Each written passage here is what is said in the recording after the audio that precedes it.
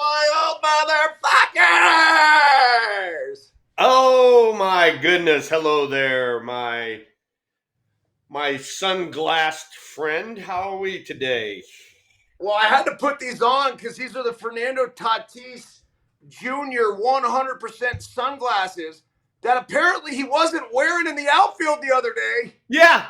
And he missed a fucking ball. You had your own sunglass line, dude. You got your own sunglass line. Please wear your sunglasses up during a day game when you're looking into the sun so you don't drop a fly ball and let the other team win. How about that? You know what happens sometimes is as an outfielder, you'll go out to the outfield and you're not even thinking about it. And especially if you don't hit with the sunglasses. And then you run out there and you don't have them. You're like, fuck, man. Do I really want to call timeout to go in? And the answer to that, during a day game when the sun is shining to your field, is of course you fucking do. Without a shadow of a doubt. Hey, Thrill, a couple things I've noticed here. Number one, I like, normally during the weekdays, I'll have a couple glasses of wine. I drink every night, but it's moderate, right? And then on Tuesdays, though, of course, they're special. So I break into the tequila. And I just noticed here that this is a Sincero, the Michael Jordan tequila. As you notice, like this was up here and now it's fucking gone. But wait, here is the Condigo 1530 tequila. And we're probably talking about one drink, maybe. And then lastly, of course, the Clase Azul. It's a little light, man. Fuck. Hey, you got it. When you do the Clase Azul, you got to ring the bell. Tommy Luke in the audience, he rings the bell. Go ahead, ring it. Ring that damn thing. Hold on. Oh, come on. There you go. Ring the bell. He's out of Dodge. Clase Azul is Gern Pakern. That's good, man. It's actually really good. I'm going to pour whatever's left in here. And there's not much. It's just, I'm like, wow, we've done a really good job of ripping through these different bottles of tequila. And hey, speaking of ripping through bottles of tequila, whatever happened to our trusted 816 or 819 tequila sponsor? Where the hell did they go? 818 tequila. Yeah, that's dog shit. That one. That stuff sucked. All right, see ya. You're gone. we need to get a better tequila sponsor. That's what we need. All right. Yeah, so while we're talking this right here, all right, before we get cranked up, okay?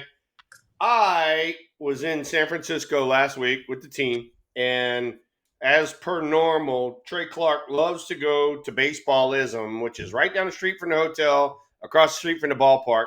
And our friends at Baseballism came out with a new shirt and baseball themed. And for all you people that don't know what that means, that's 3 up, 3 down. That is a baseball theme. Yay! So people at Baseballism, thank you so much for all y'all do. Appreciate it. The Thrill and his son Trey love popping in and seeing the new stuff. Keep it coming. So Thrill, I got to be totally honest. Like, as a kid, I had some problems staying in class, problems focusing. So they thought something was wrong. IQ issue, whatever, might have to send me to a special school. All good. But then they took me in there and I went through this test and had a problem sitting through the test. And they're like, well, we think something more is going on. So I was actually diagnosed with ADHD. Surprise, surprise. And surprise, surprise. So with the diagnosis, came an IQ test.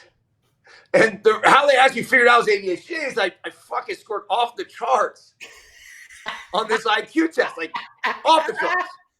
Shockingly. So with that, I've got to be totally honest now, I couldn't see the bottom of your shirt. But all I could think of, I'm like, this has to have something to do with Babe Ruth. I wasn't thinking 3 up, 3 down, but it's fucking genius. 3 up, 3 down. The old adage in baseball. This is what most teams try to do: is 3 batters come to the plate, 3 batters get out. But there's not a lot of teams that can do that. Okay, so on the flip side, as you guys can see, I'm wearing the Oakland Athletics jersey.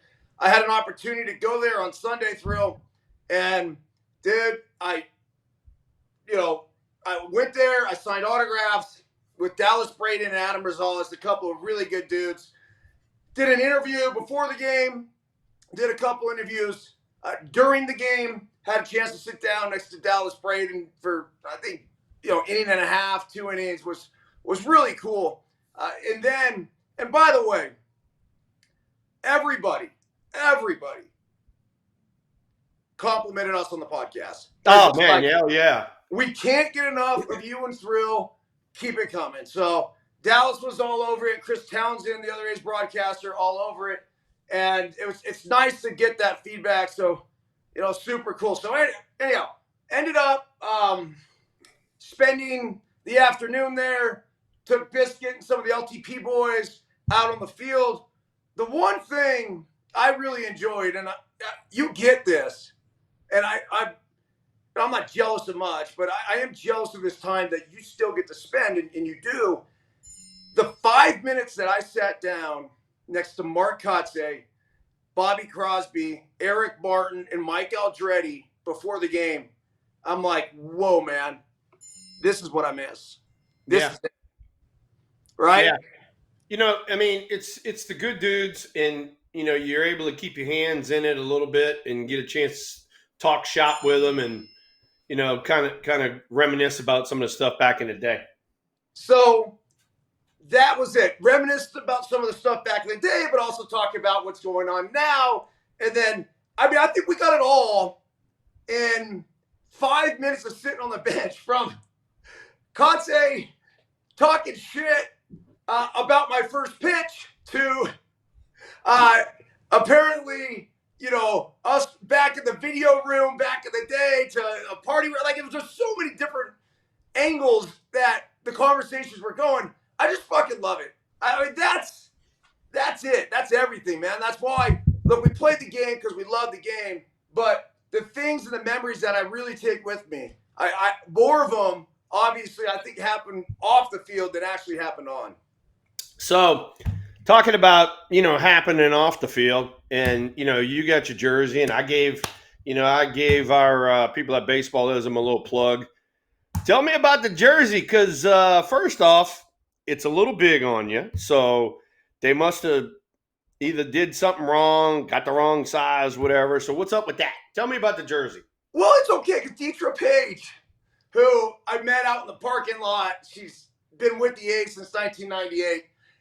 To her defense, she's like, what size jersey? And she's like 48, and I don't fucking know. I knew I'm obviously not as big as I was. The shoulders aren't as broad, but I like my jerseys a little bigger anyway. Yeah. So it's all good. It's not a big deal. Well, when we got there, she had this jersey for me.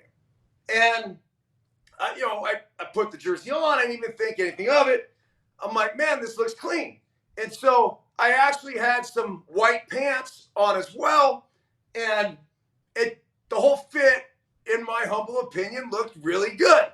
Well, later in the day, the game was over. We're walking back to the car. I take off the jersey. I actually didn't take the jersey off. I take that back. I kept the jersey on until we got to a gas station, and then I was going into the Starbucks, and I'm like, I can't wear my own jersey into the Starbucks. Oh, hell yeah. And then Biscuit's like, I do it. I go, you know what? Pimp it, baby. You're fucking right. I'm going to wear my jersey in Starbucks. He bringing it. And I'm going to see if anybody notices. So I go in there, and sure enough, they, nobody, not even blinking an eye. Somebody even walked by and complimented me. Not on the jersey, it was on my sunglasses. It's like, hey, man, I like your glasses. And then, the other thing, I got 2 compliments when I was in there. Neither one were on my jersey. The first were the sunglasses, and then the other one was is on your dude. Yeah, around your neck. the double bird flippy chain. So I then, get back in the car, make the drive home. That's it. And I'm taking it off. And all of a sudden, it hit me. Oh, these are the new jerseys that we talked so much about at the beginning of the season. Right. And I'm like, well, let's check out the differences. So I started with the swoosh. I'm like, I don't know. It's growing on me. I kind of dig it. The Nike swoosh is right here. It's all cool. Athletics, it looks like everything else. The 22 right here. And that's when I'm like, oh, the 22. Wait, hold on a second. What? Don't tell me that that's iron-ons. It's fucking iron-on! No! You have to be kidding me. That's like grade school type of stuff. Dude! So what the hell? They just can't get a jersey made? Like, they knew you were coming. So, in other words, what happened was somebody dropped the ball, and at the last second, they go, oh, shit, we need a jersey for Eric. Let's freaking iron on some patches. That's bullshit. That right there is why the freaking Oakland A's are moving right there. Second-rate type of shit that they do. Hey, are the other big league jerseys ironed on? Hell no. Are you sure? Are you sure? All of the ones we got are sewed on. My jersey's sewed on. Okay. So I'm going to take it a step further, though. Because I then went to the back of the jersey to compare. Oh, this, seems like the same jersey that I wore in my time in Oakland. And once again, we got the iron. I mean, let me get really close my God. So you guys can see, like, that's fucking iron on, right? Oh my God. Dude, we got a seamstress in-house that when guys get called up or sent down, she's sewing shit on there.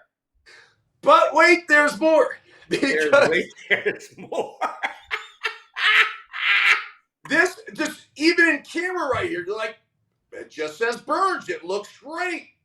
Now check out the size of the name in proportion to everything else.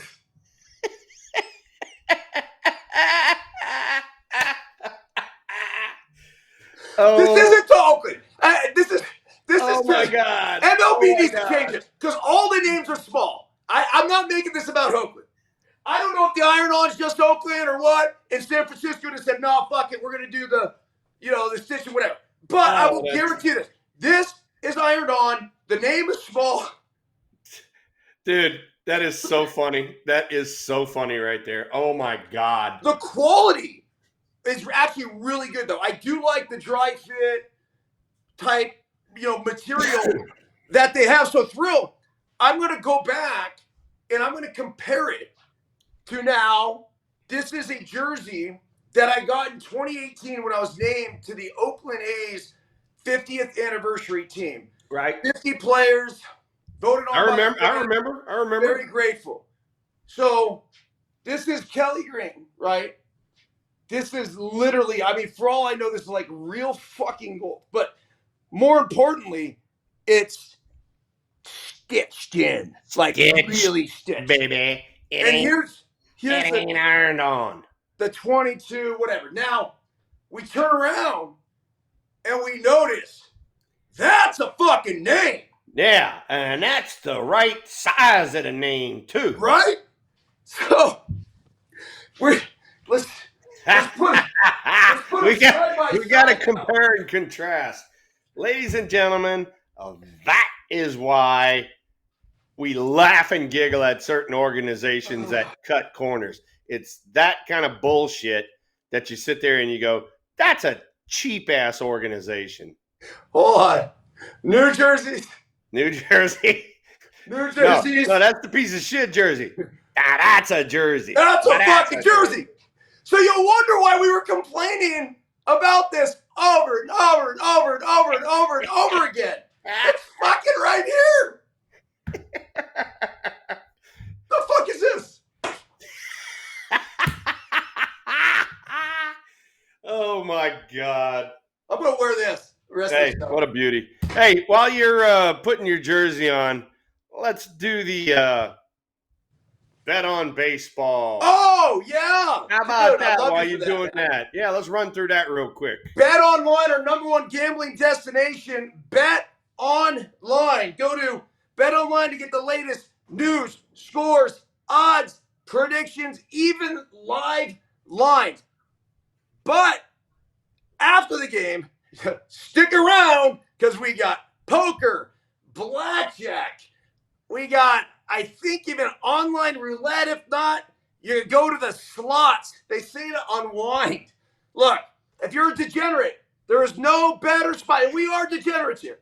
No better spot for you to go than to Bet Online, the #1 online gambling destination. Type in the promo code BLEEP, capital BLEAV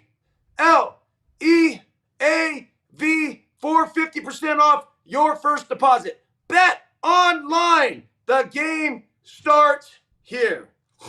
Perfect. God, you're nailing that son of a gun, dude. You're getting better and better. Thanks, You're sticking a few little jabs in there too. Nice job. Nice job. So we talk to me gotta get about more San title Francisco. sponsors, all right? I mean, come on. Leslie Short and Jose Manuele, let's go. Let's go. We need more title sponsors because he's running out of breath and I can talk about other things. So there you go. Let's do that. We certainly do. So, Thrill, talk to me about your time in San Francisco. I mean, just an amazing experience at the Autism Awareness Night. I was there, got to see that. Yeah, no, unbelievable. Thank you guys for coming. Linda and Rodolfo was there. Big Mike and Jason and his wife, and Mike and his wife. Thank y'all for being there. Josh was there, with his wife. So a lot of fun, doing the Triples Alley appearance beforehand. The Giants need to do a better job, and I've discussed this with them. They kind of rushed me in there, rushed me out of there, and I actually showed up early to make sure that I signed autographs for everybody, and I didn't get around to doing that, even though I had signed 250 autographs on these Will Clark bobblehead card things. I had signed 250 of those, so everybody at the event got an autograph, but everybody wants some personal stuff. So I told the Giants they need to do a better job next year for, my time and dealing with the fans a little bit more, especially, the autistic kids.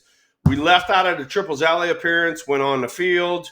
We did a Q&A. Usually there's a check presentation, but they did away with that for whatever reason. So had a Q&A out on the field for about 4 or 5 questions, and then went up into suite level and went and saw some of the people that were up on the suite level and schmoozed them a little bit.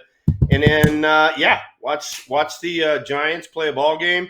That game, Chapman hit a 2-run double in the 8th that propelled us to a win. But other than that, they didn't play extremely well at all while I was there. It was, let's say, not good brand of baseball while I was there. So I told you that I was sitting right by that sign. I forget which sign it was, but it was a national car rental sign. And I told Trey, I'm like, Trey, look for Mr. Eric out there. I said he's gonna try to dive for a home run ball and all that. And the ball that Chapman hit was like right by you. Right there, dude. I was so confident. I had my glove. I'm like, I'm catching a homer tonight. There's just no question about it. Oh, yeah. And we get to the 8th, and there was Chapman, and he hit this ball. Dude, my eyes lit up. I came up, and I just needed a little more sail. Just that much more of a launch angle. I'm fucking sticking this thing. You needed a little bit more trajectory, but as it was, as soon as after Chapman hit that and all that, I told Trey, I said, Trey, I was expecting Mr. Eric to jump out the stands and catch that one. I 1,000% would have stuck my glove over the fence into the field of play and taken that shit. I promise you. Yeah, and I would have gone out in handcuffs, and I would have been good with it. You'd have been like, yeah. I'm not gonna go onto the field, but I felt like as a fan who paid good money for those tickets, if I'm gonna sit there and I want to reach onto the fucking field, I'm gonna reach onto the field. And And guess what? Like, if you don't want me reaching on the field, move the stands back. There you go. There you go. It'd be like the old Candlestick where they had the rugby scrums going on out there. It's freaking hysterical watching that shit. Yeah, dude, it's fun being out in the bleachers. I actually, right when I got out there, and I told you I was getting a ball. And sure enough, as soon as I got out there, whoever was in center field for the Marlins, like, gets it immediately. Boom, last throw, turns me. I'm literally like walking up the steps. I go like this. He goes, snag. Boop. I get it right away. Hold it up in the air. Everyone around me is like, ah! And I go like this. Like hold it up to the crowd, take it, give it to the little girl in the front row. Ah, yay! The hero, ladies and gentlemen. Nicely done. I should have had my cell phone. I should be like selfieing it as this was happening. Nicely done. That's a class act. Nice job. But yeah, no, it's just sit there and you shake your head. You and I talked about it. We've said it in the chat room. We've said it everywhere. But the Giants were in August playing a lot of teams under 500, and they came out of August legitimately 500. They were like 14-14 or 14-15, 15-14, whatever it was. And, that was the time for us to make a move and get back in the middle of it. And as it is now, we're 8 games out of the wild card. So we're not eliminated, but we better find a way to win out. So, Thrill, what do you see when it comes to the Giants? Like, they had a great game on Sunday in San Diego. So they won that one. They brought their bats. The young pitchers, meh. Right? Yeah, I mean, we talked about this, and it from playing the sport. When you got young guys coming up, you're gonna make young guy mistakes, but you hope that they learn from it. And another thing that we have been just absolutely devastated with the last few years is injuries. It's like, Jesus Christ, we can't keep the same team out on the field, much less the same pitching staff. Yeah. Robbie Ray comes back, he makes a few starts, boom, he's back on the DL.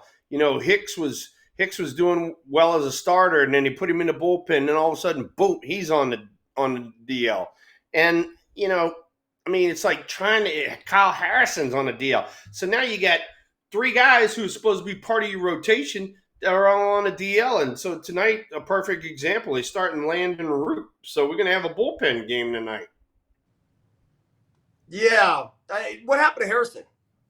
Harrison's got some sort of let me see real quick. I mean, this is it. The left shoulder inflammation. An MRI on September 5th revealed a mild left shoulder inflammation, and he was placed on the IL. And Bob Melvin said there's a possibility the lefty won't pitch again this year because he's had a lot of innings, which is a career high for him. And so they might just shut him down for the rest of the year. Yeah, why would he, right? Yeah. It's 11-0 Atlanta, by the way, in Washington. Oh, God. Second, you got Vargas pitching. I mean, pretty sure that's a position player. Wow. Some good races, though, coming down the stretch. We're looking at the Padres, D-backs, and Mets. All right there. The Braves just a half game back. The Cubs hanging on for dear life, 5 back. The Cards 6.5, but, I mean, they're fucking done, too. Huh. Yeah. Diamondbacks have been looking good. Yeah, no, Diamondbacks been looking real good, and actually the Padres were looking good up until we beat them 2 out of 3. But we're playing, Central Division leaders Milwaukee. We didn't play well at their place, so hopefully we can play well at our place. Then we got the Padres, and we got the Orioles coming in. Believe it or not, I mean, the Orioles, they've been having a great year the whole year. They're in second place to the Yankees because they lost a few ball games here lately, but they've been doing great. And then Kansas City and the Diamondbacks are coming in. So, this last stretch, that's why I was telling you August was so important for the Giants, because this last stretch right here for the September schedule is a little on the tough side. So thrilled tonight, Kyle Schwarber hit his record-setting 14th leadoff home run of the season. He's a guy that's obviously not fleet of foot. He's not necessarily a guy that you would think of as a prototypical leadoff hitter, yet he hits leadoff. He can absolutely bang. He's got some serious pop. I wouldn't classify him as a quote-unquote great hitter in the grand scheme of things. But I just ask you this one question. Should Kyle Schwarber even be fucking hitting leadoff? That's the thing, and I don't get, the theory behind it.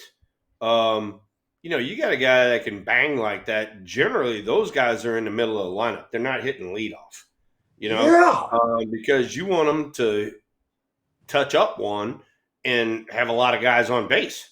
And, why he's hitting leadoff, I don't know. I don't know. Maybe he's one of those guys that don't like to hit runs in scoring position. He just likes to lead off. I don't know. Who knows? Yeah, but I don't think they're really kind of giving him this big choice. He has a really high on base percentage. I mean, he's got an 868 OPS. He's hitting 251 on the season, 35 homers, 95 driven in. So, not terrible. Yeah, no, I mean, 35 and 95 from the leadoff spot's pretty damn good. So that means, maybe they're on to something. They're loading up the 7, 8, and 9 slots for guys getting on, coming back around the second time in the order. He struck out 200 times in 2022, 215 times in 2023, and 176 times in 2024. He's got the 372 on base percentage, which of course is terrific. I'm not putting him at leadoff. I'm just not doing it, man. I don't. Why? I want my sluggers hitting with guys on base. I mean, the only thing I can think of, are they trying to buy him more fastballs? And he's a great fastball hitter. You got me. I mean, I don't know. I mean, that's like, I talked to Bob Melvin about like Soler hitting leadoff, and Bob flat out told me, he said Soler wanted to hit leadoff. He didn't want to hit 4 or 5. I go, you gotta be kidding me. So anyway, who knows? Might be Schwarber's personal preference. Who knows? But, for me personally, if I'm a slug, I want to be in the middle of the order and driving a lot of runs. Okay, well, something else happened tonight in Philadelphia. The bench is cleared after Nick Castellanos was hit. Here's how it went down. Tensions flared late in the Phillies' 9-4 win over the Rays on Tuesday night at Citizens Bank Park, with both benches clearing after Nick Castellanos was hit by a pitch in the 8th inning. Tampa Bay pitcher Edwin Uceta, who hit Castellanos in the back, was ejected from the game. Uceta had given up a home run to Trey Turner, the shortstop's second of the game, that padded Phillies' lead. And after giving up a double to Bryce Harper in the next at-bat, Uceta hit Castellanos.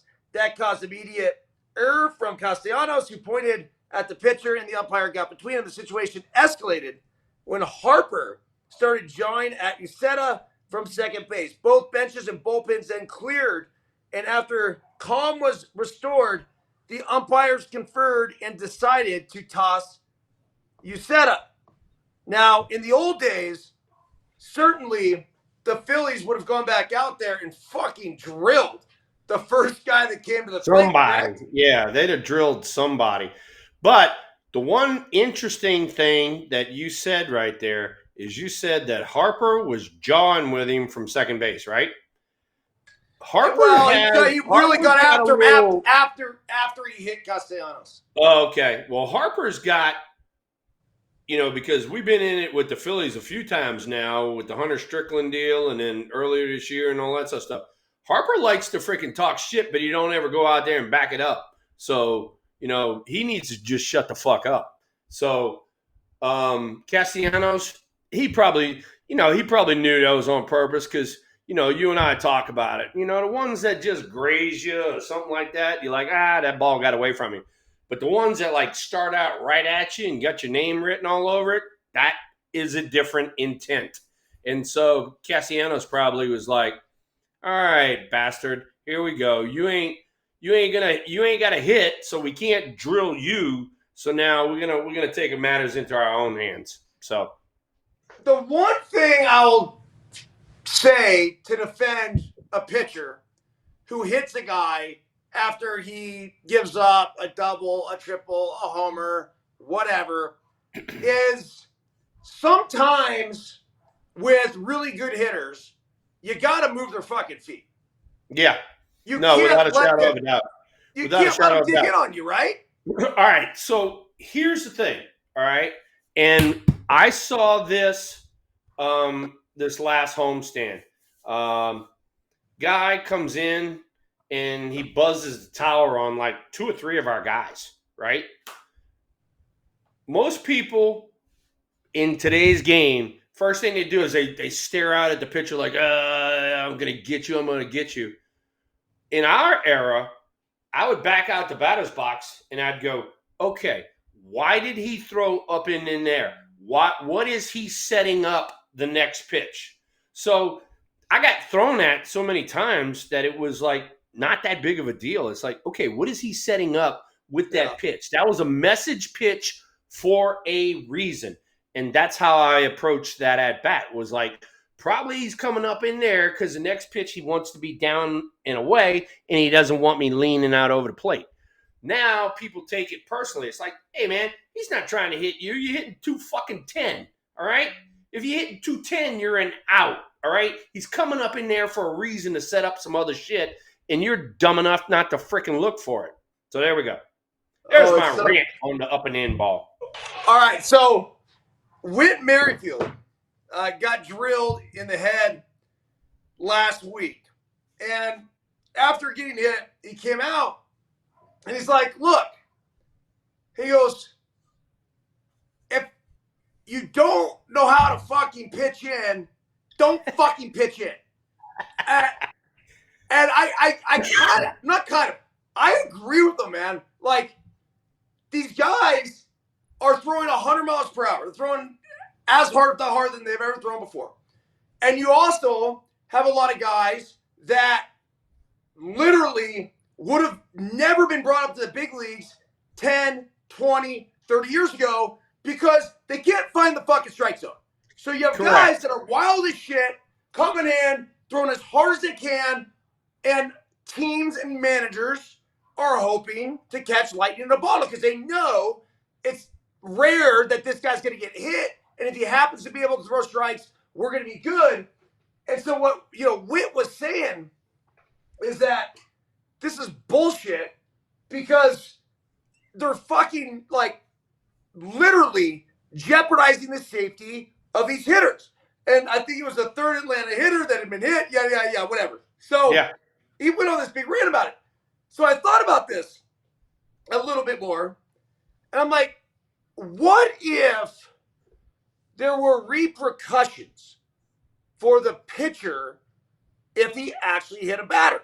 So, for example, if you hit 3 batters in a game, you're a starting pitcher, like that's your allotment, you're gone. The third batter, you're fucking gone. If you hit a guy in the head with a fastball, breaking ball doesn't count as some motherfucker's ducking and it, whatever. But you hit a guy in the head with a fastball, you're fucking immediately ejected from the game. Your thoughts on that? You know what? I had never thought of that, but that would do 2 things. If you did pitch in, you have to know how to pitch in, or guys are going to be scared now because, I don't want to hit nobody, and they're going to go away all the time. So there's 2 ways to look at that. The kid that I was talking about pitched for the Marlins against us, and he did exactly what you just talked about, whoever that guy was that had the quote. The guy from Miami was Darren McCoffin, and he hit 3 of our guys in the span of 3 innings, and he had numerous up and ins that were like all over the board, right? And I'm looking at the kid right here. He's got 2 games started. He's got 7 games pitched in the major leagues. But like that guy, who was that you were just talking about? Whit Merrifield.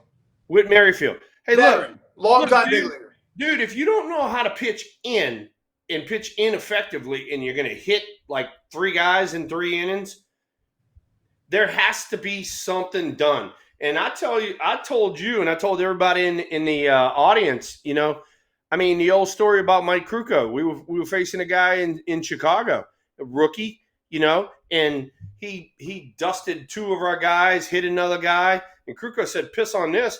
Kid came up for his first at bat and they freaking drilled him, right? So now the kid comes down to first base and he's like, "Man, that hurt." And I go, "Yeah." I said, "You keep throwing that shit up and in on our guys and you fucking drill another guy." I said, "We're going to drill you again." I said, "It's going to hurt even more." He goes, "Man, that ain't fair." I said, "You better learn how to pitch. This is the major leagues. You better learn how to pitch in. If you can't pitch in, then partner, we're going to drill you every time." And that's where the game has changed, and you can't police anything. So now you got a guy like Goffin here that freaking drills a few dudes, and he doesn't have to worry about it. In the meantime, the umpires know that we're going to drill somebody, and they're going to have to go out and warn people and all that sort of shit. So, that's where the game's change. I mean, you used to be able to police your own. You can't do it no more. But you're changing all these rules in so many other spots. I think this would be a logical one. If you hit I think so 3 too. fucking batters, you don't deserve to be on the mound, motherfucker. Get the fuck out of here. You don't. Yeah. And you're jeopardizing the safety of stars that literally make millions and millions and millions of fucking dollars. And now you're the guy, because you're not prepared, because you don't know how to fucking pitch in, that is going to be given free reign to be like, "Oh, okay." And the irony is that these pitchers, all due respect, are dog shit. These aren't the guys that were really fucking good. The guys that are really good know how to pitch in. They know how to put it underneath guys' hands. Yeah. Thrill. So I teach all the let them play kids.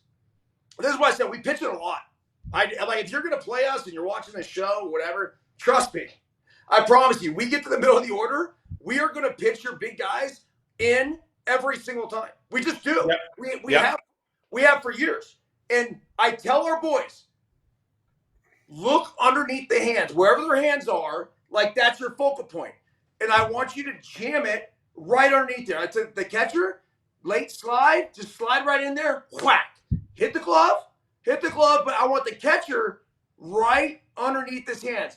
It's really difficult to do damage at that point. But you got to know how to pitch in. You got to have a plan. You got to have a focus. Hey, I get it. I laugh at some of the stuff, because like I told you, you have to realize when somebody comes in there, they are coming in there for a purpose. They're not coming in there to hit you. And especially if you look now, there are 3 guys, ladies and gentlemen, in the chat room, 3 guys in the National League that are hitting above 300.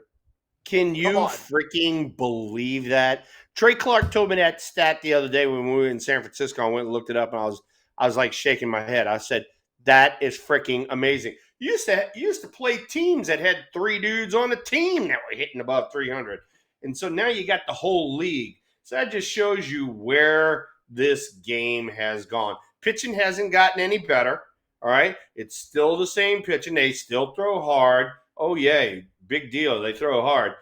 The problem is everybody and their grandma are trying to go out of the yard every swing. Nobody is trying to be a hitter, with the exception of that freaking dude that you sent me, the strikeout thing. What's his name? Arias? Luis Arias. So tell the audience about that one. I mean, this is crazy. So I'm going to go to the article. By the way, the Brewers up 2-0. Yastrzemski. Already? Yeah, dude, we blamed We blamed the game on. They were up 2-0. So I sent you the article earlier. Like, in the day and age of strikeouts and 0-300 hitters. This is what we're doing. The numbers behind Arise's historic, ready for this, historic strikeout less streak. Ramos, 92 miles per hour on his fist. That's 1 over first. No, he's safe. Good hustle down the line. Okay. Everybody hates strikeouts, Luis Arise says. That's true. I counter, but surely you hate them more than anybody else, right? Arise hasn't struck out in an entire calendar month. I mean, this is insane. Arise said everybody hates strikeouts. He repeated it. Then finally concedes my point just a little bit, but especially me. Even by his own lofty standards, Arise is on quite a run. He hasn't punched out since August fucking 10th. It's September 10th today. Are you kidding me? Like, hey, you sent me that article, and I started reading it, and I was like, first off, in today's game, I wasn't expecting that. I mean, that floored me in today's game. But then go down the list a little bit in that article, and they talk about Tony Gwynn had a streak of 170 at-bats without a punch-out. 170 at-bats. You're talking about damn near 3 months out of season, and he ain't struck out yet. So, unbelievable. All right, so it says he's at 115 plate appearances right now. Mookie Betts went 129 plate appearances across 2 seasons in 2016 and 2017, although he did punch out during the 16 postseason. So that doesn't count. Next up on the single season list is Juan Pierre, good player, who went 147 appearances between strikeouts during the 2004 season. The Padres' all-time mark, naturally, is held by Tony Gwynn, who didn't punch out for over 170 plate appearances in a span in 1995. Well, what's crazy about this is Arise, obviously with San Diego, he's got a chance to catch that mark. He sure does have a chance to catch that mark. You ain't kidding. So here we go. We got Matt Chapman up at the plate, and hate to switch subjects, but I don't know whether he had the baby or not. But he I don't know either. I've been waiting. He hit a homer the other day, and then after the game, he had to fly the hell out of there. I'm hoping that his wife had the baby. Uh-oh. Deep to left, off the wall. Oh, that was at least one run. Here comes Ramos. No, Ramos is out. None. That was nice. Oh, yeah, Ramos got the fielder's choice, yeah, so he came around to score. So Matt Chapman's on a roll now. Perfect timing. This is why we do no filter. Boom! Hanging breaking ball. Smacks it off the wall. Whoever the left fielder is for the Brewers absolutely butchered this one. Jesus. You either got to make the play or you got to back up. Yeah, you either got to make the play or you got to back off the wall and keep that runner at third base. He's not scoring. You just gave up a fucking run. You're right. Yeah. Completely butchered by the Brewers. So now here comes Mr. Wade. We have got to get a clutch base hit with 2 outs here. It'd be nice to tie it back up 2-2. So, Thrill, since the last time we were on, the Giants signed Matt Chapman to a long-term deal. He is going to be there for the next 6 seasons. Your thoughts? My thoughts. He is a stud. I mean, he's the guy that we got to pop up to the catcher to end the inning. So anyway, he's a stud. I mean, he plays the game the right way. He's old school, plays every day. Gold Glover. He's having a hell of a year. I mean, he's got 21, 23 jacks. He's got a bunch of RBIs. So, if there's somebody who's kind of the face of the organization right now, besides Logan Webb, it's Matt Chapman on the offensive side. So they decided to shore him up a little bit. I think it was a great choice. So when I did a daily hustle about it, Thrill, I talked about the fact that you have these young guys. You got Tyler Fitzgerald. You got Ramos. You got a plethora of these other guys coming up. You got the pitching staff, whatever. But as you know, and I know, it's like offenses and defenses in the NFL. They're separate. Right. You need a leader on the offensive side. You need a leader that is going to post up every single day. You need somebody who's going to hold other guys accountable and is going to hold himself accountable as well. You need a rock defensively that every fucking time the ball's hit to him, the guy's out. Yep. Matt Chapman. And you are exactly correct. And that's why, they saw Chapman. Chapman wants to be a Giant. He doesn't want to go anywhere.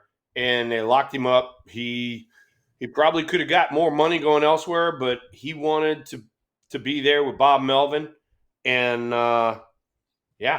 they did a great job locking him up. So congratulations to the Giants for doing that. Congratulations for Matt. He's having a hell of a year. And I just hope that, we surround him with guys that want to be exactly like Matt Chapman, which is post up every day. We cannot have the guys that are in the training room all the time and not out on the field. And that's just a little hint to some of the guys in that clubhouse. So there you go. You can't make the club when you're in the tub. You got that right. Ron Washington told me that shit. Back to Luis Arraez for a minute. He's leading the National League with a .315 average between the Marlins and Padres this year, and he's well on his way to winning a third consecutive batting title with a third team, which is, this obviously never happened in the history of MLB. Think about that. He was with the Twins, won a batting title. With the Marlins, won a batting title. Now with the Padres, about to win a fucking batting title. That's freaking unbelievable. And you know what? That right there speaks volumes about this game. You got a guy who wins batting titles like it's going out of style, but he can't stick with a team because they don't value people getting on base. It's stupid. Would you rather hit with nobody on base, or would you rather hit with a guy or two guys on base? I know one thing. When I came into play, I wanted two guys out there at all times. All right? I didn't want anybody out there because, first off, if you go deep, it's one run. But then on top of that, I'm out there freaking, trying to figure out what his pattern is. But I know exactly what his pattern is when there's runners in scoring position. And that's where the freaking game's changed. Let's talk about this. Because walks obviously are valued tremendously across MLB. I want everybody who's watching this show live on No Filter Network, everybody who will listen to this later on Spotify or Apple, on the DEUCES WILD pod, to understand a walk is not the same as a fucking hit. Nope. No. I've never ever seen a walk with a runner at first, or a runner at first and second, or a runner at second and third score a guy from home. Never, ever, ever. But I've seen a single score a run from second, score a run from second and third. Every single fucking time. Not every time, but goddamn near every time. From third every time, we know that for sure, right? Yeah. You're definitely correct. Hey, look, there are people nowadays in this sport that value walks. I want guys that can hit. I don't. Hey, look, walks are a byproduct of guys that can hit. If you can hit, then they get scared of you, and then that's when the walks come. All right? Right. Guys who go up there and hunt walks and don't hunt hitting, see you later. We got a boatload of those guys, and that's called guys that can't hit. Get the fuck out the batter's box. Give me somebody who's a stud that's going to get in the batter's box and drive in the runs. So that's where a lot of these stats are very misleading, because like walks and on-base percentage, and he's got a great on-base percentage. Yeah, but he hits 230, and then he hits freaking 210 with runners in scoring position. I don't want that guy. I want the guy that's going to hit 350 with runners in scoring position and hit 280 over the course of a year. And we don't have too many of those guys in the major leagues anymore. And it's sad where the game's gone. It is. It really is. I mean, that's exactly it, Thrill. You want somebody who wants to be up in those situations. Yeah. I tell our boys all the time, dude, especially when it's like second and third, and I see him take a pitch that they should have pounded. I'm like, dude, we're not looking to walk. Swing the fucking bat. Yes. Swing it. Yes. Like, don't you live for this shit? Yeah. Don't you want to be in this situation? That's where you want to be. That's where you want to be. You want to be the man up there to win the game. That's what you want to do. And guess what? Guess what? Those guys, the guys that get up there and win the ball game, I don't give a rat's ass what people tell you. Those are the guys that get paid. And those are the guys that the fans come to see. All right? If you want to be the guy that walks and sets the table and all that, hey, you're going to be part of the team, but nobody's coming to see you. Nobody's going to be wearing your fucking jersey. I can tell you that. Here's Tyler. Hey, by the way, everybody in the chat room, my chat is not working, or you guys aren't chatting a lot. So, because, I haven't seen anything since Joel posted. So, you guys fire some shit in there so Byrnesy and I can talk about it. Thank you. Did you just get mine? Thank you, Linda. Yeah, I got yours. Thank you, Linda. Hey, Linda and Nora. I think it was Linda and Nora were there at the autism deal, but I didn't get a chance to see them. So sorry I didn't see you guys. I saw Rodolfo. Like I said, Big Mike, Jason, all of those guys. So. Hey. Oh, by the way, I'm thinking about this. Mid-January. It's January 16th, as a matter of fact. Nevada Reno has their baseball banquet, and their coach is hitting me up pretty hard to do some speaking. So I may be in your area mid-January. That'd be so cool, man. Just giving you a heads up. I know Big Mike and Jason, they're all fired up about it. If the schedule works, great. I'll be able to make it. If not, sorry. Yeah, that's cool, dude. I know Jason and Battleborn are really involved in that program. So yeah, hell yeah, they are. Hell yeah, they are. Tyler Fitzgerald hitting 6 tonight. Why? Great question. Have no idea. I mean, the days of one guy being in one position in the batting order for the whole season, that's kind of gone. So I don't know. With the exception of Kyle Schwarber hitting fucking leadoff. Other than that, I don't know. Melvin's always liked to mix it up, dude. I show up to the ballpark one day. I'm hitting leadoff. The next time I'm hitting cleanup. Like you could. I'm serious. It happened all the time. I hit leadoff and cleanup. I hit best in the 2-hole, like by far.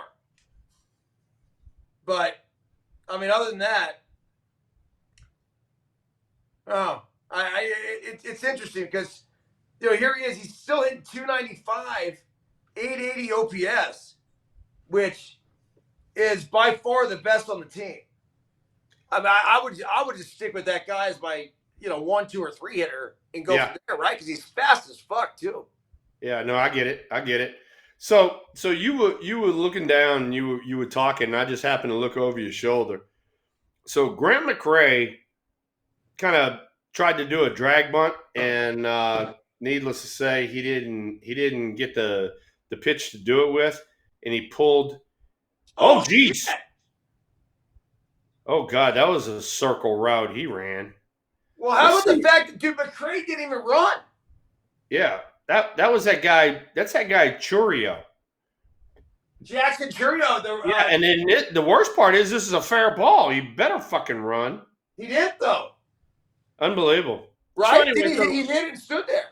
Yeah, no. So Grant McRae, tries to drag bunt and pulls the bat back rather, and the catcher drops the ball, just clank it. You would think he'd pick up the ball, throw it back to the pitcher. No, he picked up the ball, threw the ball out of the play, and umpire had to throw a new ball. why the hell are you throwing a new ball out there when you just clanked one in the air? There's nothing wrong with the ball. So I think this is the kind of stupid shit that I pay attention to in the game, and I go, that's where this fucking bullshit game is going. Well, you were always really interested in the ball because you would get the ball at first base, and then immediately you get it. Hold on, left-handed. You get it, you pull it out, you look at it, and then you either toss it here or you throw it back up in the stands. Why? That's right. That's right. Because at Candlestick, the infield is crushed brick. So if I caught it, I looked at it to see if it had scuffs on it because I didn't want the opposing pitcher to use a ball with scuffs all over it. Although my pitching staff wanted the scuffs. And so as soon as I see one with a scuff, pew, up in the stands. If I saw one without a scuff, all right, I throw it back on the mound. It's been a while. Tell the story. About the rivets? Yeah. So the gloves back in the day, on the bottom of the glove, all right, which is where your palm would be, had rivets where all the laces went through, right? And so I had like two of my pitchers. The one who is the big one that wanted it was Michael Lacoste. We called him Buffy, big redheaded. He looked like Buffy the Clown. So anyway, so he wanted it cut. So he said, hey, take your rivets and take a pair of needle nose pliers and pull them up and make like razor blades down here. So I was catching the ball at first base. I'd grab it and I'd go wham, and I'd cut it and I'd throw it around to the shortstop. And man, the ball would go woo one time, woo that time. And so I got to be pretty goddamn good at it. I mean, I was catching woo, I just cut it for everybody, right? And this one day, matter of fact, Lacoste was on the mound, and I caught it, woo, chunked it around the infield, and Lacoste catches the ball on the mound. He like looks at me and goes, hey, you okay? And I go, yeah, I'm fine. Why? He goes, look down at your hand.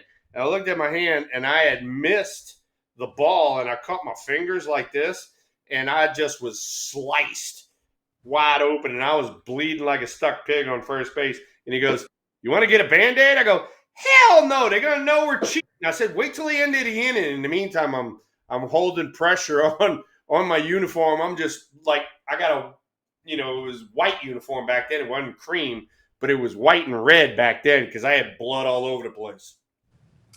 That's insane, man. So if you're ordered to throw a ball that's scuffed, do you know, or did the pitchers ever explain to you the technique to actually use that? Yes. To get it to move more? Yes. And so that's what I try to tell our pitchers. So I don't have a ball laying around here. So let's say if the scuff is on this side, all right? If the scuff is on this side, the ball's going to move the opposite. So the ball's going to go that way, okay? If you turn the ball around, now the scuff's on this side, the ball's going to move the other way. Okay, and so wherever the scuff was, the ball moved the opposite direction. And for the most part, the guys that threw it real well, like Linda even said it in the chat room. Mike Scott was a perfect example. It'd stay straight and it would move right at the end. So you're like, oh, I got this one, and then it just chew you up. And so it was kind of, believe it or not, it was a precursor to like, even though he didn't cheat near as much, but it was a precursor to like Mariano Rivera. I mean, everybody was throwing cheater balls in there. And then don't even get me started with the guys like Maddox that were loading it up, or Gaylord Perry and all that whole crew that was throwing the spitballs in there. So if I got a ball back, the scuff's on the right-hand side of the ball, I'm basically going to throw a slider with that scuff to try to get it to break that much. No. These guys are throwing fastballs. Okay. They're throwing fastballs, and the fastballs are moving 3 to 4 inches. Okay. So it's coming in there, it's sailing on you right at the end, sailing on you. You turn the ball around, it goes the other way, it'll sail on you that way. Yeah, that makes sense. So it did not benefit a breaking ball. It benefited your fastball. Interesting. So they would just throw fastballs. There's one that Greg Maddox threw, and he even talked about it in like a podcast or something that he did. Yeah. I've never seen a baseball move like this ever in my entire life. Ever. Like, I mean, it moved 4 feet. I've been up at home plate a bunch where Greg's thrown me shit, and it's moved legitimately like a foot and a half, and I'm like, yeah, no, you can't get a ball to move that far in 60 feet 6 inches. So who knows what the hell he had on top of it? Whether it's pine tar or whatever. What was that? Nah, man, not in this part. We got a man there. Yeah, there we go. Maybe in Milwaukee, but not even close in San Francisco. Hang with him, Mr. Bauer. That's a deep fly ball out. All right, let's go get a run and get back in this game. Landon Root has gone through 3 innings, and with the exception of, the inning number 1, he's done a great job. I mean, he's held everybody in check, so that's good. Thrill, real quick. I'm going to say real quick. I mean, you take your time to talk about this, obviously. 9/11 is tomorrow. Yeah. Oh, yeah. We forgot about that one, didn't we? Yeah. All of us were affected either directly or indirectly by 9/11. By far, without a shadow of a doubt. What are some of your thoughts when you go back? I mean, I think that was your first year of retirement. Yeah. 9/11 is not a good day for me. My dad and I were scheduled to go on an elk hunt, and my mom wanted my dad to get a stress test, and so they supposedly found a blockage, so they were going to go in there and clear the blockage out. And I don't know if you know this, but they give you some sort of dye so they know where the blockage is, so they can go clear it out. Yeah. Well, that was on 9/11. Right when the planes were hitting the building, and my dad had an allergic reaction to the dye and had a stroke on the table and passed away. So 9/11 is not a good day for the Thrill, and that's one of those ones I try to avoid every now and then. So, it's one of them things. Wow, man. I didn't know that. No. I wouldn't expect you to know that. But, we were talking about 9/11, and my big thing about 9/11, besides my own personal case, the big thing about 9/11 is how many people, first responders, that went in there to take care of people, and now they in turn start getting cancer and this and that and this and that, and how many first responders have passed away. That right there is something that needs to, people need to know about that, how bad it was, during that time of our lives. It was bad. I was there in New York City right after. I walked around. The dust was still there. Unbelievable. Unbelievable. Weeks later, it was unbelievable. And that for me, that was a big, huge, cry. Oh man, he made a good catch there. But that was a big, huge, cry for patriotism. And, I thought that at that time our country came together real well. Our military got stronger. The people in the United States were more USA proud. And, we've gotten away from that again. So it definitely brought our country together. Yeah. Right? And we made us realize how fortunate we are to live in this country. And, obviously the swift response in a lot of regards. The problem was we didn't know exactly, who was attacking us. I mean, outside of Al-Qaeda, but who was hosting them and everything else. But the thing that'll resonate with me is, obviously put baseball into perspective where we think it's life and it's not life at all. And, then it was just the way the country reacted and the way the baseball world reacted and the way we came together, and then playing in the playoffs in New York in 2001, right after all this.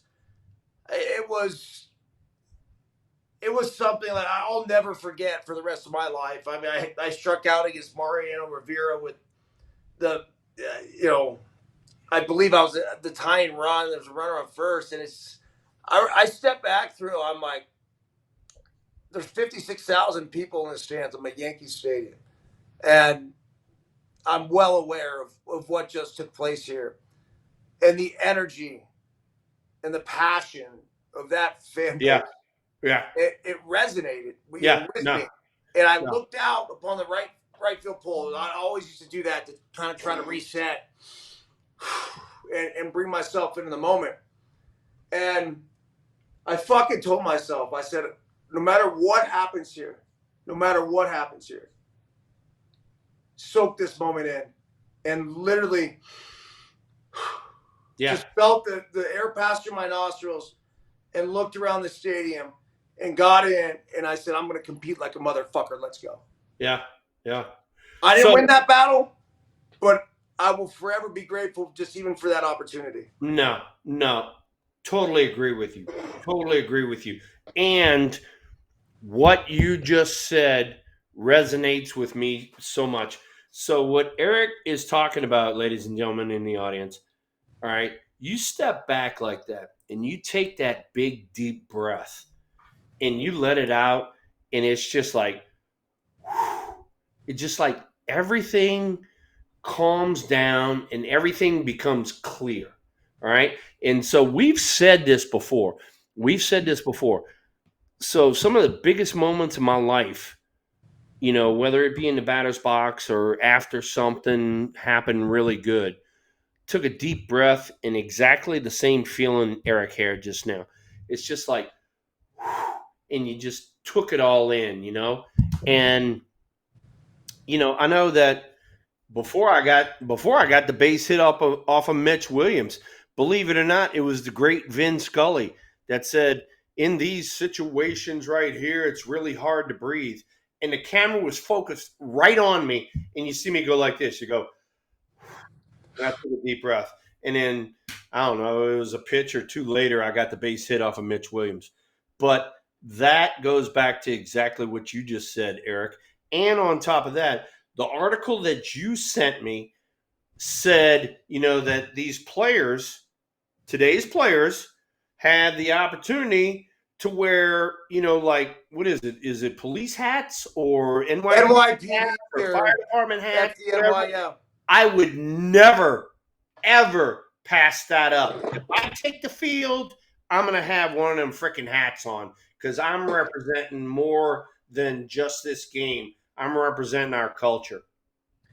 Well, I mean, Thrill, this basically goes back to what you mentioned earlier, and it's just how many of those guys have lost their lives since, and their families that have been, in a lot of ways. And look, they were doing their job. They went in there, to save their own and save, countless number of lives, and they wound up sacrificing their own life for that reason. That must have been just a really emotional time for you. I imagine, right? Oh, huge. Between just 9/11, obviously, your pops, you just got done playing. So now my brother, first year retirement. Yeah, exactly. First year of retirement. I'm expecting, to spend a lot of time with him, and then he passes. Oh, by the way, he was 61 and a half, and I'm 60 now. Just to show you how early in life this was. All right. Then my brother is working, and he just so happens he's living in Indiana where Joel Thompson is. He just so happens he has to take a business trip to Connecticut. He's in Connecticut when my dad passes, the planes hit the building, all that sort of crap. And they canceled all the flights. So now he can't get from Connecticut back home for the funeral and all that. And thank God one of his friends in Indiana drove to Connecticut, grabbed him, drove to Indiana. He was able to grab his stuff, grab his wife and all that, and then come down for the funeral. Otherwise, my brother would have missed the funeral for our dad. And this is Scott? This is Scott, yep. He must have been still pretty young at this time.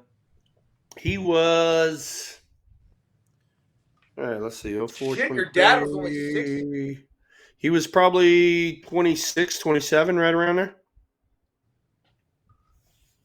Yeah, So. I mean, look. I don't. There's not a right age to lose your dad. I was a little bit older. I was 34. My dad was. My dad was 65. Yeah, no, I get it. You know, the one thing I learned through all that, like you'll never be able to say the oh hey I understand type of thing, right? Like I've always been really careful with that until you go through it. And now, like with my friends, as we get older and you know they have parents that pass, I'm sure because I was one of the first ones of my friend group to have my dad pass away. Yeah. And so I'm one of the first ones. I'll try to be on the forefront of getting out there and being like, yo, dude, like I'm here for you. Trust me. I went through it. And you know, you and I talk about it. I mean, you know, whenever I, you know, run across, you know, people and, you know, they got their parents and their parents in the 80s and all that sort of stuff, and they're telling me about this and about that, I'm like, hey, treasure the fact that they are with you because ours are not with us anymore. And so treasure that fact. Linda just jumped on there and she said that her daughter had open heart surgery a few years ago and it worried the shit out of her. So Linda, I'm glad she's doing better.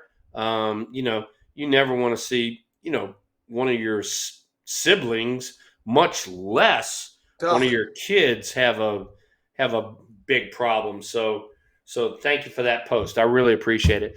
But another thing too, let's get off of that. All right. You know what I mean?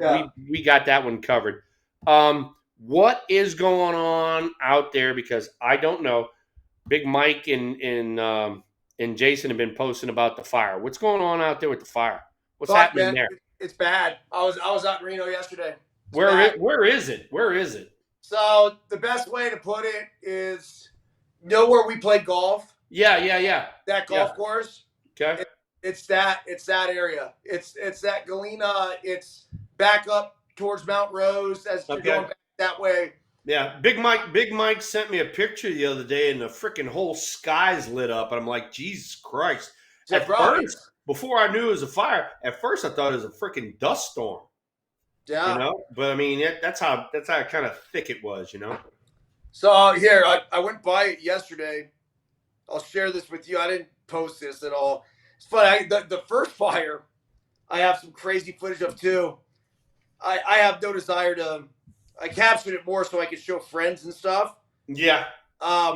It's not to glorify it or whatever, and social media is not really my thing. But I was driving home yesterday, and like trying to see why am I having. Okay, I got you. It's not. Let me see if I'll get a better. Here, I get the hint. I'll pause it here and then zoom in. Yeah, no, I get the hint. I just wanted to. Yeah. Yeah, it did. It's this whole fucking thing. Like here. This is where the fire is right here. Right. And basically, this is the blue sky that is over us here in Truckee, right? And then westward, and then this is the shit. This is just shit. There's nothing but shit, smoke, whatever. And they're saying, Jason, unbelievable, dude. Unbelievable. Down Mount Rose, dude. Hey, and, you know, and that's, you know, I mean, that's what I feel for you guys. You know, I mean, I feel for you guys out west because y'all got to deal with this shit every year, you know, and, you know, here I am, you know, believe it or not. I mean, I'm sitting here in my house right now, and tomorrow I got a hurricane coming in. Francine, that bitch is coming for you, motherfucker. Yeah, it's coming right over the top of us, which is actually, believe it or not, it's actually the best place to come because it's like if you're on, all right, so everything on a storm goes counterclockwise. So if you're on the right-hand side of the storm, dude, you're going to catch some shit. But if you're on the left-hand side of the storm or if the storm comes right over the top of you, it's actually not that bad. I mean, and this is a category 1. Yeah. All right. Katrina was a category 5. Yeah. This is a category 1. So by the time it gets to me, it's going to be just like a tropical storm with a lot of rain. So people around here are going fucking nuts. The media is making it seem like your house is going to cave in. And I mean, the doomsdayers are going crazy. And in the meantime, all we're going to do is get a lot of rain and hang with them. Here's the Battleborn video that was just said. Yeah, Francine, that bitch is coming at you. Yeah. Let's see. Here's Battleborn video. Yeah, Battleborn sent me something similar to that. Yeah. Yeah, he sent it to both of us. Dude, and I love it. You know, when them planes. Oh, it's a tanker. Look at it. Look at the tanker fucking come. shit put out. Get it put out. Look at that motherfucker. Hell yeah. Go get you some more shit and go fly out there and put some more shit on there. Yeah, but I'll tell you this, dude. So a lot of them will fly out of Truckee Airport. Right. And dude, these helicopters, dude, it looks like they're carrying these little fucking water buckets, man. There's got to be a way. There's got to be a way for them to get more fucking water in there. Yeah, whatever it is, the fire retardant. Yeah. And it seems like they're carrying little bitty water buckets. It's probably 1,000 gallons of water, and it's like, oh shit. Look at this, man. This is pretty cool. Big bastard. There he goes. Look at all that red shit. Here. Wow. Here, take all that crap with you. Get out of here, fire. Yep, there you go. Well, you know what's really burning through? And I noticed this with the Reno fires here recently, is it's all that fucking grass, man. Oh. It's the grass. It's not even like the trees and shit. It's the grass. It's just like these fucking, it's like kindling is just. Yeah. And that's why, you know, I mean, down here, we have, you know, whatever forest you have. All right. So for me, on my ranch, Mike knows because he's been there, Tommy and then Josh and them. I got pine trees, but I have built-in fire breaks, and their roads is what they are, so that the fire can't jump across the road. And that's what you guys are having problems with, is because the fire gets going, and then you got all of this grass, and it just builds the fire, and the freaking wind takes it, you know? So down here, when you get a fire, it has to jump a road, it has to jump it, and then people are freaking, you know, doing other things like they'll go in there and freaking clear out a whole freaking forest of trees so that the fire don't jump the road. You know? Yeah, well, you guys have so much moisture too. Yeah, exactly. The moisture just it keeps it from spreading. Yeah. Meanwhile, 2-1 Brewers still. Chapman fly ball right field. There's 2 down. We'll go 1 more out. Tara just got home with Biscuit from football practice. Biscuit. So now we got Wade Jr. up. You know, he was hitting 300, and then he had a great on base percentage and all that sort of stuff. No good. The on base is 388. Yeah, and then then he had his hamstring injury, and since then he has not been the same guy, and he's getting, I don't know, acupuncture and all the rest of the shit. He's getting the needles and all of that, but he hasn't been tuning it up like he was early in the year. Dude, I don't, trust me as a parent, and you know, I don't want to overdo this with bragging about my kid. He's had success in baseball, ski, whatever.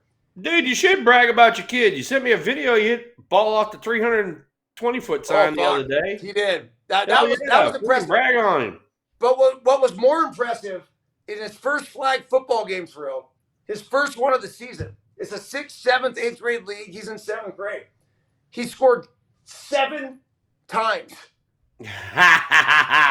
Ready? He threw for 3. He ran for 2. And then he had 2 pick sixes on defense. I mean, I'd be like, dude, you've done a lot of cool shit athletically. I'd be like, this might take the cake. Yeah. So if you guys just saw that swing right there, all right? So here he is. Here's Lamont. He's up here. And when he goes to swing, he drops and he comes up at it. that's your timing has to be absolutely perfect. So if you're up here, just stay up there and just freaking use your leverage. And they're not going to show that swing again, but that's kind of where he has gone from when he was early in the season to late in the season, but he doesn't want to talk about it. So, if you don't want to talk about it, you don't want to make an adjustment, I can't help you. So, sorry. Good luck. It's one of the things I was talking. I posted something earlier. This our big hitter Frank the Tank, and so you see that right there. You see how he falls back right there immediately, yeah. And another foul ball. So in this at bat alone, he's hit 3 pop-up foul balls. All right, because he's falling back. He needs to stay tall.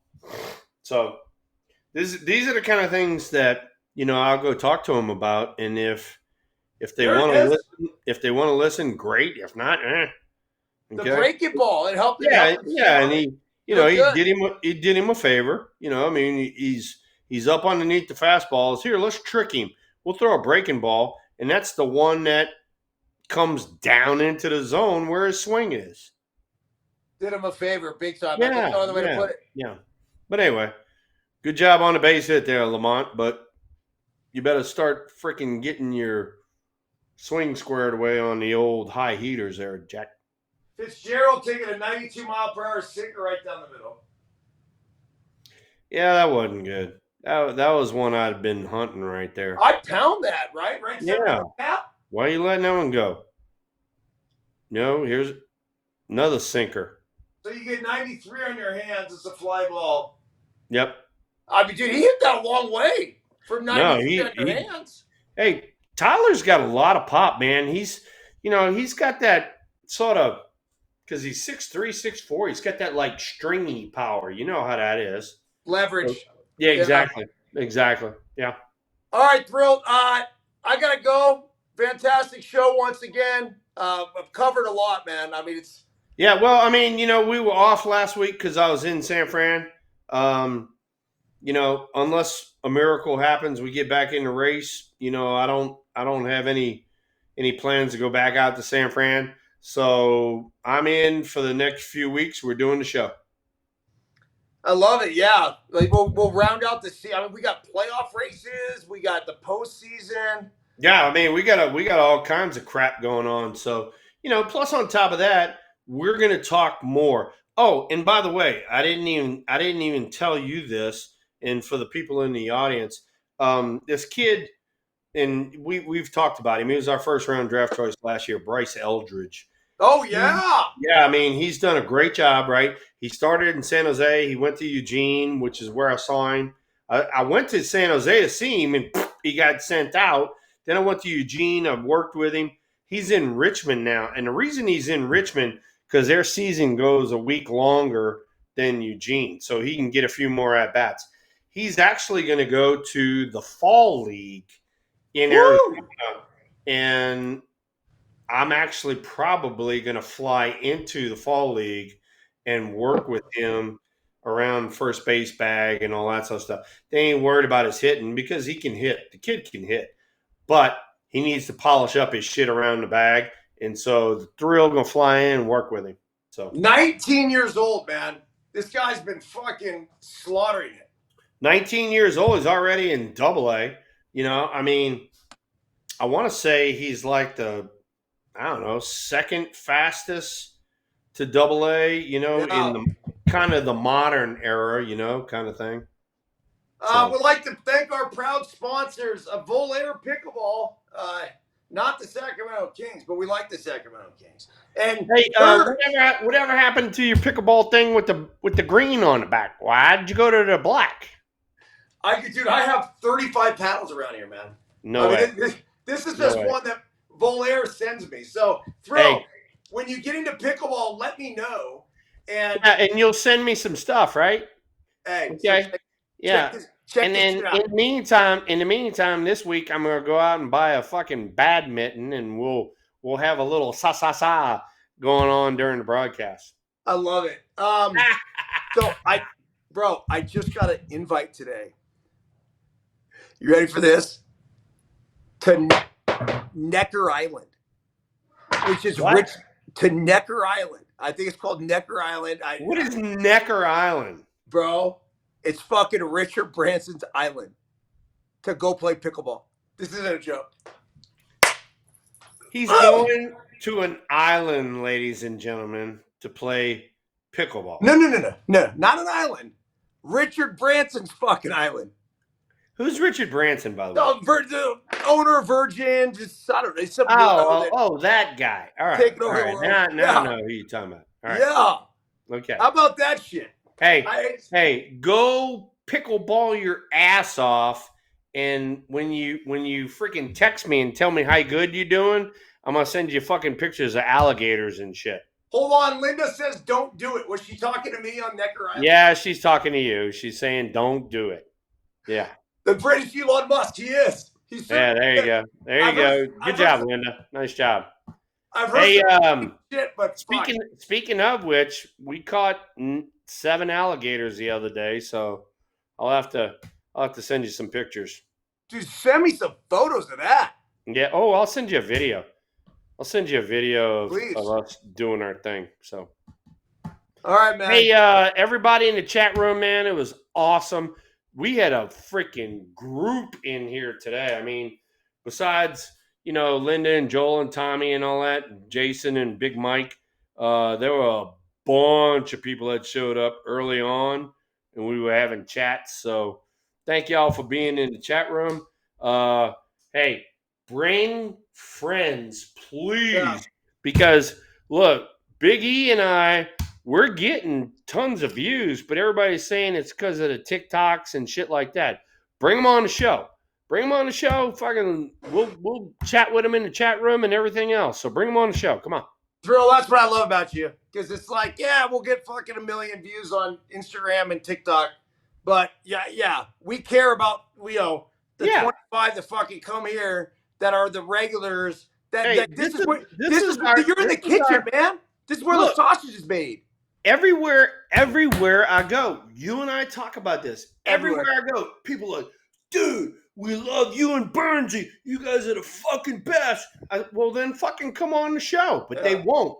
And in the meantime, and I'm sitting here looking, we have 10 people in the fucking chat room. Yeah. Sometimes we get 16. This is our core group. Yeah. All right? Now, our core group needs to bring more fucking people in there so we can have some fun. I hear you, man.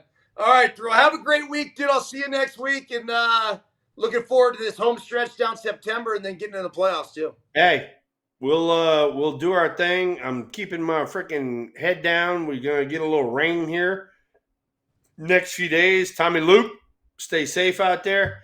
And, look forward to it, man. We're gonna talk more shit like we do every day. And Battleborn. Yeah. I didn't even think about it, bro. And Big Jason, y'all stay safe up there, man. Y'all stay safe. And listen, I should have told you this before, but as you guys know, Stormy Byrnes, meteorologist here out in Truckee, he needs correspondence. So if you have that fucking boots on the ground, no filter network fire report from Reno, we need that shit, dude. So if you guys want to knock tonight, I mean, let's get as close as possible. We got to give the people what they want, man. People like getting close to this shit, right? There you go. Hey, y'all stay safe out there, ladies and gentlemen. And freaking dude, for just getting together for, I mean, we only had 2 or 3 things we need to talk about. This came out to be a great show, dude. They all do. All right, man. Hey, stay safe with the hurricane. Francine's coming for you, man. Fucking just swipe that bitch away. What do you want me to do? You want me to go outside and freaking take videos? And yeah. Francine's coming. See if you get something good.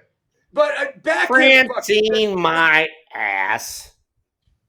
She's coming. Hey, look.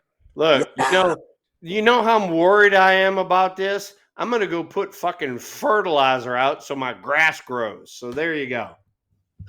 Fantastic idea. Hey, the obstacle is the way. And it's not about waiting. Life is not about waiting For the storm to pass, it's about learning how to dance in the fucking rain. Hey, ladies and gentlemen in the audience, from the Thrill and EB. See ya!